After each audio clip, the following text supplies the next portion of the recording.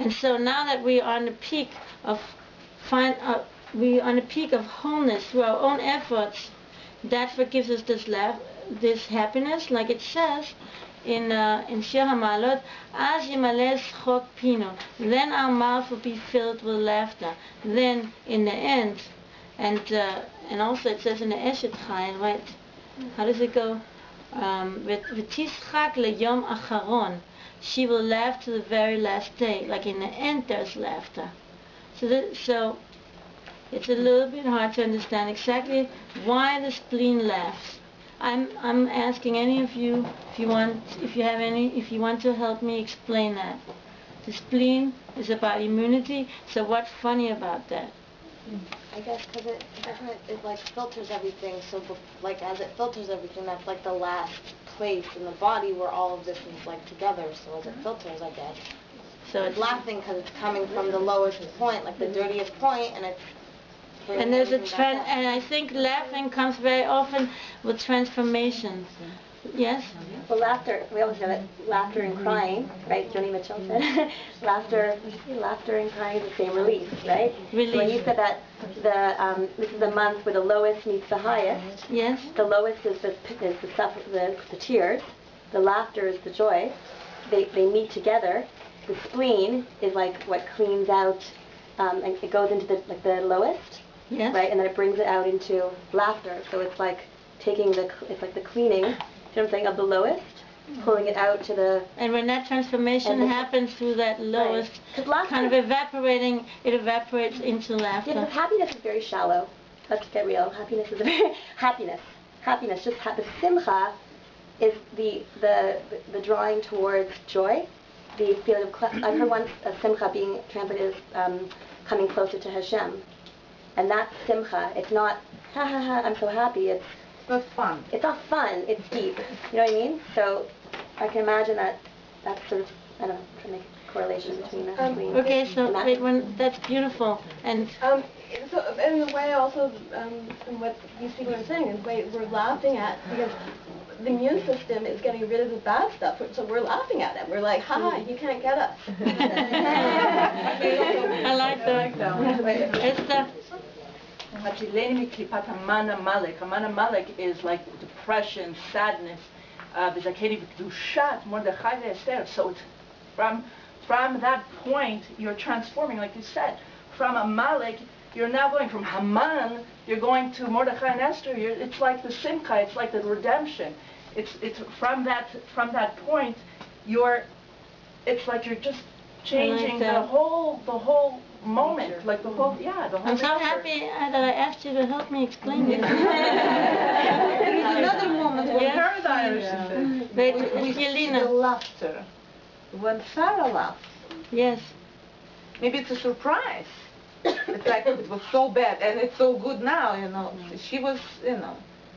She was surprised. It's her. It just changed it. You know, from everybody being in sackcloth and mamash, you know, every Jew and Jew is going to die, chas v'shalom, and all of a sudden HaKadosh Baruch Hu redeemed everybody. What kind of joy is that? What kind of happiness is that? Why spleen? Why not heart? Because the spleen is connected to Haman, is connected to depression. Cleaning out the smuts. And I'm seeing, as you're talking, I'm seeing an image of a pot that's boiling. And you're transforming something, let's say even frozen, and you put it into the pot, and it changes from frozen into something you can eat. And while it does that, it brings out the steam, and that's like the laughter, in a way. That's just what it seems to me, one way to understand it. Yes? Or you've described as what the spleen does in Chinese medicine. In Chinese medicine, the spleen takes the nutrients and makes them absorbable, like the fat makes them absorbable. It's where it transforms from nutrients to energy in a body.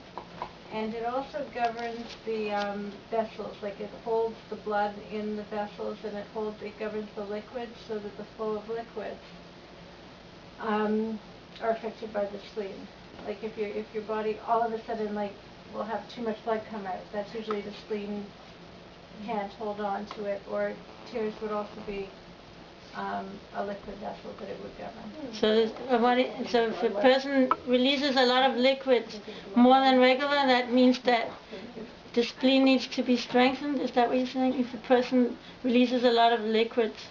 Yeah, if your body can't hold the liquids that it's supposed to hold, it's usually that your spleen is deficient. Like in the Chinese way of spleen, not the spleen that, you know, the Chinese organ. Yeah, that's very interesting. Okay, so I just want to also mention the letter, talk about the letter Kuf.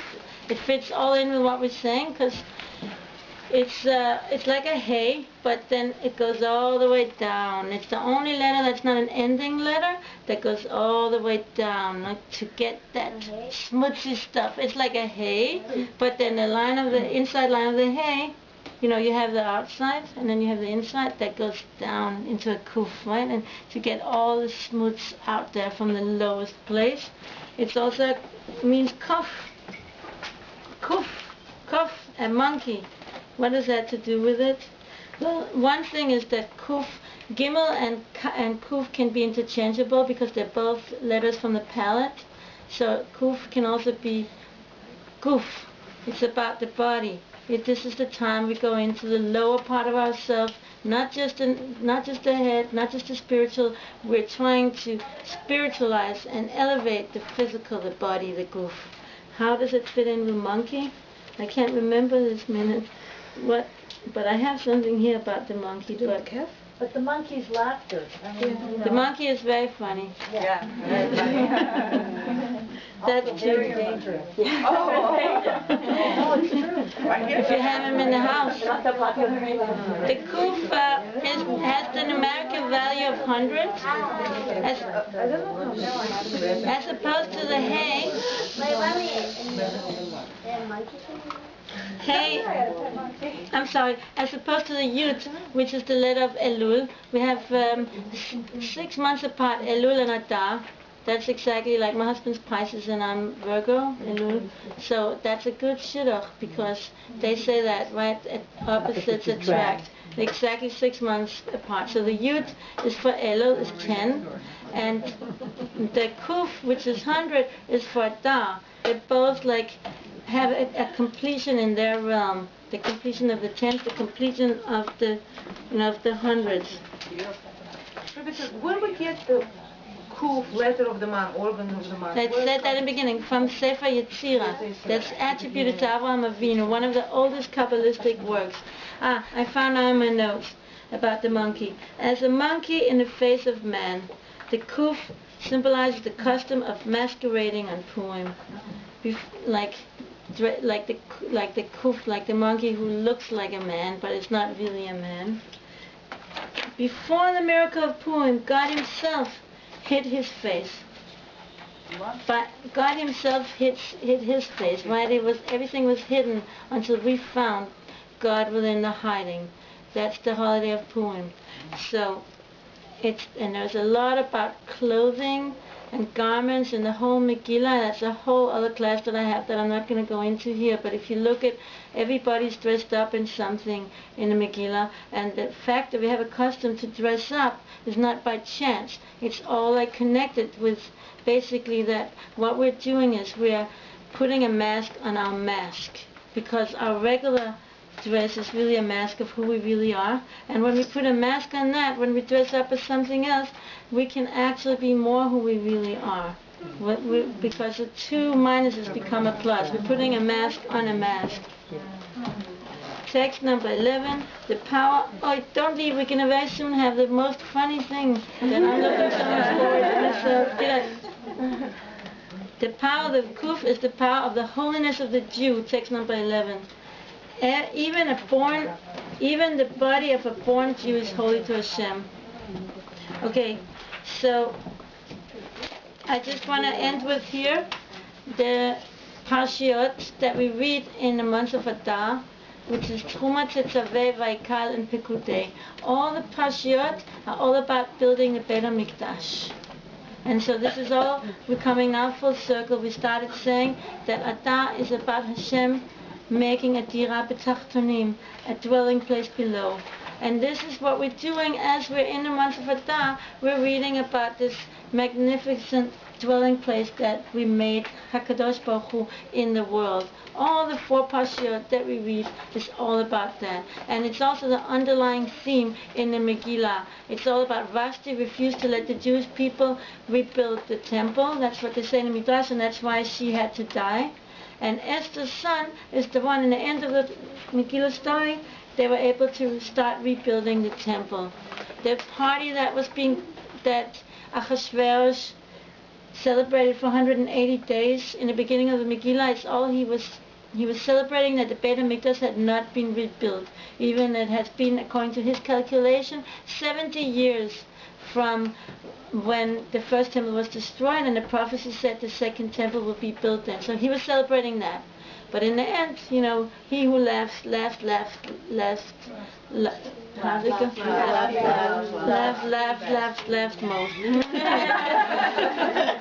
Whatever it is. So now we have the facilitator for the laughing yoga here.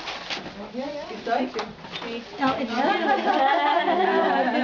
so, You want to collect these? Wait. So before we start with that, just to say, this month, every month has like an attribute.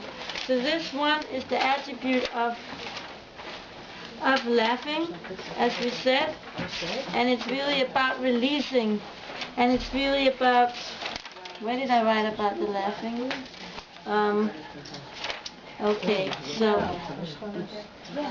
if we could just laugh a little more, I think we'll be a lot happier and a lot healthier. What was about Adar bait? Oh yeah, about Adar bait really fast. That's something extremely deep, because about Adar bait is how we fill in the discrepancy between the moon cycle, the lunar cycle, and the solar cycle. And this is all about the women, because the moon is what, when the moon got diminished and the lunar cycle became 11 and a half days shorter than the solar cycle, this is part of the reduction of the light of the feminine. And so when we add an extra month of Adar each time, it's called Sod HaIbur, the secret of pregnancy. It's all about giving women and the feminine opportunity to again shine forth and bring forth the light. Like it says in the end of the days, the light of the moon will become like the light of the sun. And the whole book of Esther is all about the light of the feminine coming out and shining forth into the world. And so we will end with this for now.